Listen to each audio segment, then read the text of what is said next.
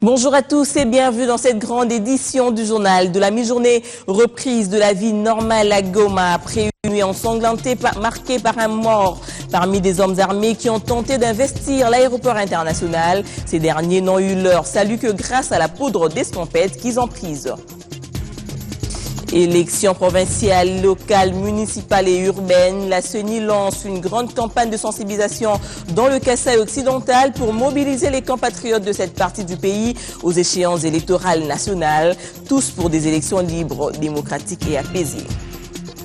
Journée de haute importance au Palais de la Nation où le chef de l'État est en train de recevoir l'archevêque de Kinshasa, le cardinal Laurent Mosengo Passigna. Une rencontre à inscrire dans la série des consultations initiées par le président de la République en faveur des représentants des populations. Deuxième jour des consultations au Palais de la Nation était attendu l'archevêque de Kinshasa, le cardinal Laurent Mosengo Passigna, la délégation de l'église orthodoxe sous l'autorité de Monseigneur Fumu Nzanza, les églises de réveil conduites par Monseigneur Kankenza et les églises indépendantes. L'archevêque de Kinshasa, lui, est pour le dialogue, mais un dialogue responsable et qui respecte le délai constitutionnel tout en sachant que c'est une démarche normale. Il a par ailleurs profité de l'occasion pour demander au chef de l'État la réouverture de la radio-télévision catholique Elikia. En attendant le reportage complet, sachez que hier, le chef de l'État avait reçu la délégation de l'église kimbanguiste et les chefs coutumiers. Les échanges ont globalement tourné autour du calendrier électoral proposé par la Commission électorale nationale indépendante. L'essentiel de cette rencontre dans ce reportage de Guylain Kabalunzi, fils Matondo.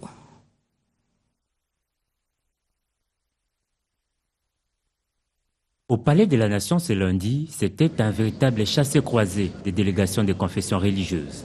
La première à être consultée par le chef de l'État, c'est celle de l'Église du Christ au Congo, conduite par Monseigneur Pierre-Marini Bodo. L'ECC s'est dit favorable au dialogue, mais sous un format souple. Si dialogue il y a, il ne faut pas sous forme structurée de la manière de l'Afrique du Sud, parce que cela va perdre notre état matériel qui nous conduiront vers les élections. Je crois que c'est important que la population garde son sang-froid en attendant le résultat de ce qui se passe. Les feux de projecteurs ont été par la suite braqués sur la délégation de l'église kimbanguiste. Le chef spirituel, accompagné d'autres responsables de l'église, soutient que seule l'intervention divine décrispera la situation. Nous pensons que seule la prière fera avancer les choses. Si Dieu est avec nous, nous vaincrons, a-t-il soutenu. S'en est suivi la délégation de la Conférence épiscopale nationale du Congo. Les évêques ont insisté sur le respect des échéances électorales. Les évêques ont rappelé que, en fait, tout dialogue doit se faire dans le strict respect, dans le respect absolu des règles constitutionnelles et des institutions en place dans la République. C'est-à-dire, en d'autres termes, que tout doit se faire dans le respect de la Constitution et surtout des délais constitutionnels en ce qui concerne l'organisation des scrutins. Du côté de la communauté islamique du Congo, le dialogue est indispensable et la Comico promet de présenter prochainement son cahier des charges. Oui, au dialogue, parce que comme homme de Dieu, s'il y a un problème entre les gens, il faut toujours qu'il y ait un dialogue. Même un père de famille, vous ne devez rien faire dans votre famille sans qu'il y ait un dialogue entre vous et la femme et les enfants. C'est pourquoi nous sommes favorables à ce dialogue. Et comme cahier des charges, Inch'Allah, nous vous dirons ça prochainement. La boucle a été bouclée avec la délégation de l'armée du salut. Nous devons respecter le programme qui est donné par la CENI. Et respecter aussi que nous devons, que les fils et les filles de ces pays doivent accepter de se mettre ensemble pour le dialogue. La suite du programme prévoit pour ce mardi des consultations avec d'abord le cardinal Laurent Mosengo Passigna, ensuite les délégations des autres confessions religieuses et enfin avec les chefs coutumiers de la République démocratique du Congo. Une caravane a sillonné différentes grandes places à Kananga pour donner le go à la campagne de sensibilisation aux élections provinciales, municipales, locales et urbaines qui devront doter les institutions de dirigeants commis à la gestion de proximité de la chose publique. Bibi Ngoa.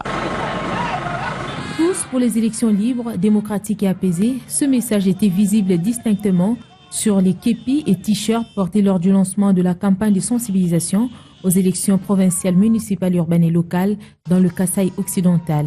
Une mobilisation tous azimuts de la population traduisant les soucis des élections acceptés par tous. Le go a été donné à la place de l'indépendance par le vice-président de la Commission électorale nationale indépendante. Nous sommes venus au Kasaï parce que nous connaissons bien la position géographique du Kasaï occidental et de Kananga pour lancer ce message qui sera répercuté sur toute l'étendue de la République démocratique du Congo. À part le lancement de la campagne, nous allons tenir des cadres de concertation avec les partis politiques, avec la société civile et avec les femmes. C'est au cours de ces échanges que nous allons aussi donner certaines informations électorales nécessaires. Et pour plus de visibilité, la caravane motorisée a sillonné les grandes places de la ville de Kananga.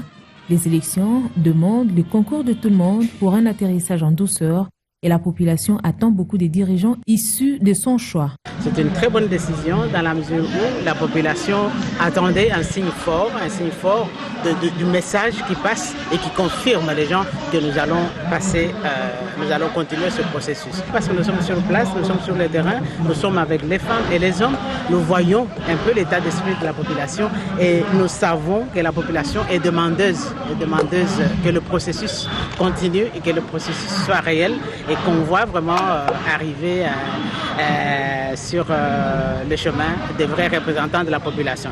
Pour le parachèvement de cette opération, la Commission électorale nationale indépendante a élaboré la stratégie de mise en œuvre des campagnes de sensibilisation et d'éducation civique et électorale. Nous vous le disions en titre, le calme est revenu après une attaque la nuit dernière à l'arme lourde autour de l'aéroport de Goma par des bandits. Bilan, un mort côté assaillant et plusieurs blessés. Notre correspondant dans cette partie du pays a été victime tabassée par les éléments non autrement identifiés. Patrick Salouha. Les activités ont repris à la normale. Les élèves qui étaient en train de rentrer à la maison, les personnes sont en train de revenir dans leurs écoles respectives. Mais autour de l'aéroport, il y a encore les camions, les véhicules des militaires de la garde républicaine qui sont en train de sécuriser l'aéroport, notamment les chars de combat qui sont toujours là, qui sont stationnés là-bas, en train de sécuriser l'aéroport. Mais si on pouvait revenir sur ce qui s'est passé la nuit à Goma, les tirs ont commencé aux environs de 0h, heure locale. Les tirs à l'arme d'abord légère. Et c'est vers 2h que les tirs se sont intensifiés avec des tirs à l'arme lourde. Jusqu'à ce moment-là, certaines personnes parlaient de l'attaque de la banque PNB. Et c'est ce matin qu'on apprendra que ce sont des assaillants qui étaient venus de l'extérieur de la ville de Goma, qui sont venus attaquer la ville. Et il y aurait même certains assaillants arrêtés. Selon certaines informations, il y aurait un mort côté assaillant et côté FARDC également un autre mort. Des blessés, il y en a eu qui sont internés dans l'hôpital militaire du camp Katimbe. Le gouverneur Julien Paluku a promis de se prononcer dans quelques minutes. Jusque-là, le gouvernement national, il n'y a pas qu'une déclaration en rapport avec ce qui s'est passé à Goma. On attend seulement la déclaration de l'autorité provinciale. Mais la seule tache noire dans ce qui s'est passé à Goma, c'est que moi-même, si vous parlez, j'étais victime. J'étais séquestré par certains militaires. Nous étions à deux avec un autre journaliste de la Voix de l'Amérique. On allait à un reportage. Et avant même de commencer à filmer, ils nous ont arrêtés. Ils ont fait ce qu'ils ont fait. Ils ont pris l'argent, ils ont pris nos matériels. Ils ont par la suite remis après. Clôture hier de la session d'avril du Conseil économique et social de la RDC, une session essentiellement budgétaire axée sur la constitution des commissions permanentes, le projet du budget d'exercice 2016 adopté à la plénière, ainsi que l'adoption d'un règlement financier. À en croire le président de cette institution, toute la matière inscrite à l'ordre du jour a été exploitée. Je déclare donc clos les travaux de la session d'avril 2015 du Conseil économique et social. Une session essentiellement budgétaire, le Conseil économique et social de la République démocratique du Congo a clôturé ce lundi 1er juin 2015 la session d'avril. Dans son allocution, Patrice Ezati Mereko, président de cette jeune institution de la République, s'est dit satisfait par le fait que toute la matière inscrite à l'ordre du jour de cette session ait été épuisée, à savoir la constitution des commissions permanentes, le projet de budget exercice 2016 qui a été adopté par l'Assemblée plénière et l'adoption d'un règlement financier. Richard Ngouboussine Peinka, rapporteur de cet organe consultatif du gouvernement en matière économique et sociale, dit que le défi à relever pour cette institution est grand, à savoir sortir la RDC du statut des pays sous-développés et pauvres. Venons d'atterrir vraiment en douceur avec les 3 actes fondamentaux. Il y a eu d'abord la constitution des commissions permanentes. Il y a eu ensuite le projet du budget pour 2016. Et il y a enfin le règlement financier qui va nous guider dans les actions de finances, des dépenses et des recettes. Il faut que nous devenions nationalistes. Il n'y a rien de plus mauvais que de compter d'abord sur ses propres intérêts alors que les intérêts de la nation en souffrent. Les conseillers de la République voient d'un œil positif l'avenir de la RDC par l'entremise du Conseil économique et social, déclare Ambroise Chioyongala Mouloumé, membre du Conseil. Pourquoi un pays si riche a un peuple si pauvre? C'est ça la question fondamentale. Quelles sont les pistes de solutions? Quelles sont les stratégies? C'est cela le travail que nous allons essayer de faire. Nous sommes une association des courtiers immobiliers de la RDC. Nous ne sommes pas à l'écart par rapport à l'économie et au social de notre pays. Il a rappelé qu'il faut travailler en synergie, c'est-à-dire le gouvernement, l'Assemblée nationale, le Sénat et nous les partenaires, que nous puissions travailler en synergie pour que nous puissions relever les défis. À travers la constitution des commissions permanentes du Conseil économique et social, l'institution sera à mesure de réaliser toutes les missions lui dévolues, a conclu le président du bureau de cette institution. La troïka stratégique d'hier lundi n'a pas dérogé à la règle. Il était essentiellement question de la situation économico-financière au niveau international et national. Les finances publiques congolaises se sont bien portées la semaine dernière. On écoute le ministre de l'économie, Modeste Batilou-Kebo. S'agissant de la situation économique et financière sur le plan international, il s'observe que le dollar américain continue à se raffermir par rapport à l'euro et le taux est de 1,10 la semaine passée. Ceci justifie la situation plus ou moins morose de l'économie européenne qui est tirée en bas par la situation en Grèce. Pour ce qui est de l'économie nationale, d'abord, comme nous l'avons dit, la croissance reste soutenue et elle est confirmée toujours à 9,5, mais il s'est observé un léger ralentissement au premier trimestre lorsqu'on fait la projection. Mais l'objectif reste celui d'atteindre 10,3 ou 10,4 d'ici la fin de l'année. Pour ce qui est de la parité dollar et franc congolais, au marché interbancaire, au cours de la semaine passée, le taux était de 926 francs congolais le dollar, tandis qu'au marché parallèle, il est demeuré à 932 francs congolais le dollar. S'agissant des réserves en devises, elles se situent à 1,689 milliard de dollars, ce qui représente 6,89 semaines d'importation. Pour ce qui est des finances publiques, les finances publiques se portent bien et le programme du gouvernement est observé scrupuleusement, tout comme la paye se poursuit et le ministre d'État au budget a déjà mis sur pied une commission de contrôle général de la paye des agents et fonctionnaires de l'État à la suite des cas de malversation qui ont été découverts dans le domaine de la santé. Chapitre santé, le gouvernement déterminé à la réduction de la mortalité infantile ainsi que celle des mères à travers différentes campagnes menées dans toutes les provinces de la République démocratique du Congo. Campagne caractérisée sur la sensibilisation de la population, renforcement des capacités des professionnels en la matière dans l'objectif de sauver 430 000 vies des mères d'ici fin 2015. La RDC continue à faire face à des taux de mortalité infanto-juvénile et maternelle extrêmement élevés, malgré des progrès considérables enregistrés en termes de réduction des taux de mortalité infantile, passé de 158% pour 1000 en 2007 à 104% pour 1000 en 2014. Mais ce qu'on peut dire, c'est que lorsqu'on fait le monitorage, on réalise que effectivement il y a des améliorations. Des maigres progrès enregistrés en ces jours s'inscrivent dans les contextes de la mise en œuvre des cadres d'accélération des objectifs du millénaire pour le développement 4 et 5 qui visent à concentrer et à accélérer la réduction des mortalités des enfants et de la mère en RDC. En termes de résultats, il faudrait attendre l'implémentation, il faut se donner le temps.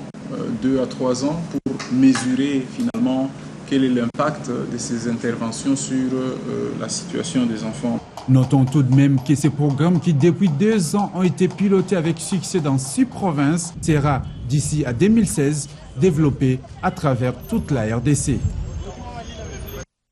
Préoccupés de la situation sécuritaire de Béni, des serviteurs de Dieu venus de l'Afrique du Sud, de Kinshasa et ailleurs se réunissent en ce moment pour implorer une intervention divine en faveur de cette ville en usant comme leitmotiv la paix, rien que la paix. Erika Smissi. Les responsables des grandes églises à travers le monde implorent la gloire divine au regard des circonstances troublées dans la région des Bénis. Dans un culte dimanche à l'esplanade de l'hôtel de ville des Bénis, ensemble, ces hommes de Dieu ont tous parlé le même langage pour les retours de la paix dans cette partie de la province Nord Kivu. Pasteur Ndavada, devant la presse à Béni, a renseigné que cela était important, car rien ne peut aller sans Dieu. C'était tout d'abord à cause d'une mauvaise situation vécue en territoire, des tueries atroces qui continuent à se faire remarquer là-bas. Et c'est cela la grande raison qui a poussé le maire de Béni d'inviter les hommes de Dieu. Au cours de ces mêmes cultes, les serviteurs de Dieu ont également balisé les chemins pour l'autorité urbaine afin que la sécurité soit totalement rétablie dans sa circonscription. Les pasteurs ont prié pour elle comme pour le soutenir et ainsi accomplir leur devoir dans les moments troubles pareils. C'était nécessaire qu'ils prient pour l'autorité. Il a fallu que les hommes de Dieu apportent leur soutien au travers de la prière. C'est pourquoi ces derniers ont également prié pour elle, demandé la protection pour elle et les fortifier davantage dans son service. Voilà le pourquoi de cet acte de prière pour lui. Notons que plusieurs autorités politico-administratives ont pris part à ces cultes et cette grande délégation des hommes de Dieu séjourne encore à Béni. Béni, Erika Smissi, Biwan. Grogne des opérateurs du secteur pétrolier hier à Goma.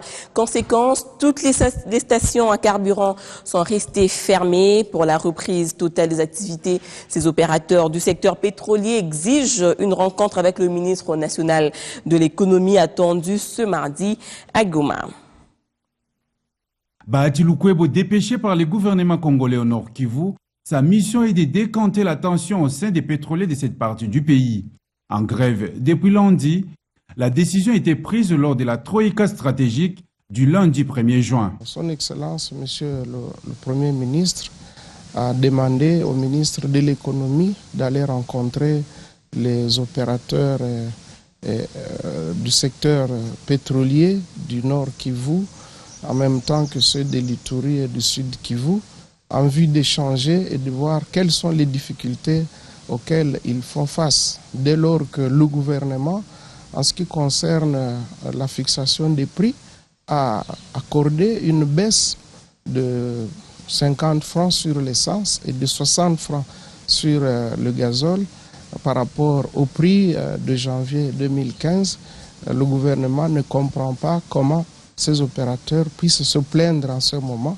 C'est que sûrement il y a des surtaxes au niveau des provinces et c'est ce qui va être examiné. Une décision du gouvernement de revoir les prix du carburant à la baisse, une répercussion directe de la baisse du prix du pétrole au niveau international. C'est toute la controverse entre l'État et les pétroliers du Nord Kivu.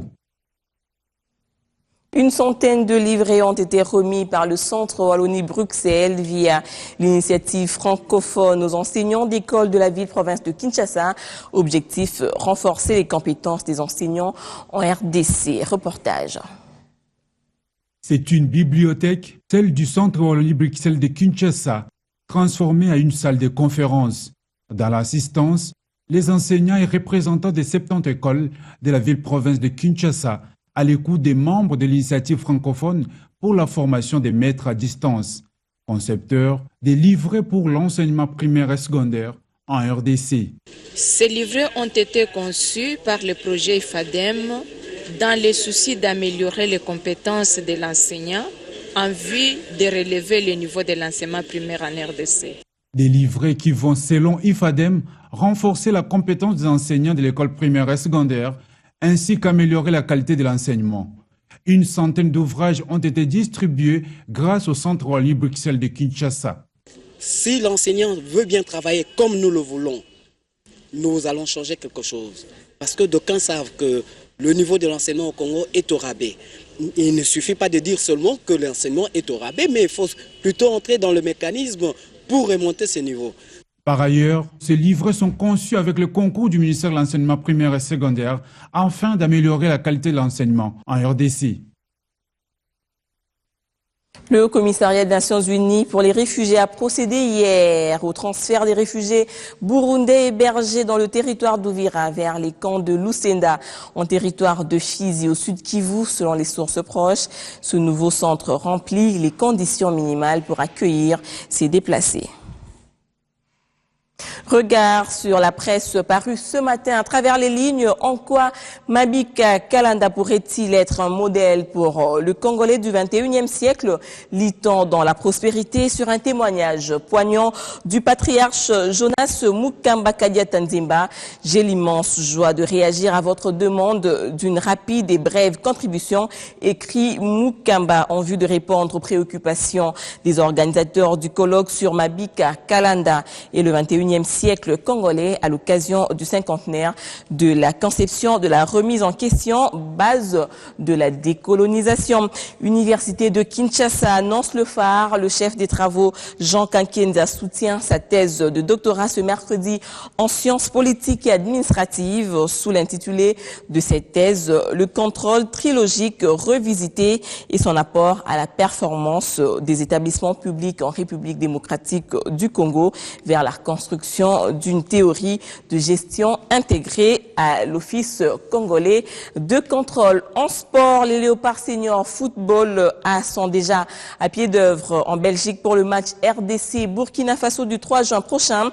17 joueurs sont déjà en Europe et attendent la jonction avec une autre vague de professionnels évoluant en Europe. Jean-Florent Ibengue a assisté au premier regroupement et revient sur Kinshasa ce soir. Il nous parle de son équipe dans cette interview.